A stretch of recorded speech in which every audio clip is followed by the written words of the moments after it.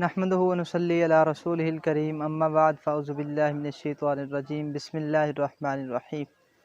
واجب القدر حضرات، معزز ساتھیو، امید ہے خیر و عافیت سے ہوں گے۔ اللہ پاک مجھے اور آپ کو اعمال والی زندگی عطا فرمائے۔ مال سے کچھ نہیں ہوتا، اعمال سے سب کچھ ہوتا ہے۔ اللہ کرے میرا اور آپ کا یقین بن جائے۔ آج کی نشست میں آپ کو ایک بہت ہی اتھینٹک وظیفہ بتاؤں گا۔ نبی علیہ السلام نے ہمیں ایک دعا بتائی ہے، بہت ہی مختصر اور چھوٹی سی دعا ہے، آسانی کے ساتھ یاد کی جا سکتی ہے، اور ساتھ ہی اس دعا کے 4 فوائد بتائے ہیں۔ اس کے 4 فوائد ہیں اور بالکل مختصر سی دعا ہے۔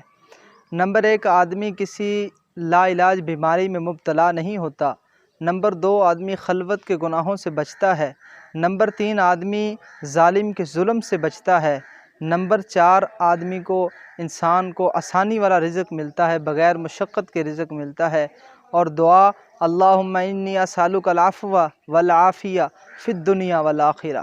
بالکل چھوٹی سی دعا ہے اور بالکل آسانی کے ساتھ یاد کی جا سکتی ہے، اور اس کے 4 فوائد ہیں۔ جو بھی اس کو اور اس کے پڑھنے کا جو معمول ہے وہ کچھ اس طرح ہے کہ جب اذان ہو، اذان کے بعد اقامت سے پہلے پڑھنی ہے، یہ اس کا ٹائم ہے۔ اذان کے بعد اقامت سے پہلے 3 مرتبہ یہ دعا پڑھنی ہے۔ اس کو اپنا معمول بنا لیں، اور اس کے 4 فوائد جو میں نے آپ کو بتائے ہیں، بہت ہی اتھینٹک عمل ہے۔ اللہ پاک سے دعا ہے اللہ پاک ہم سب کو اعمال والی زندگی عطا فرمائے۔ السلام۔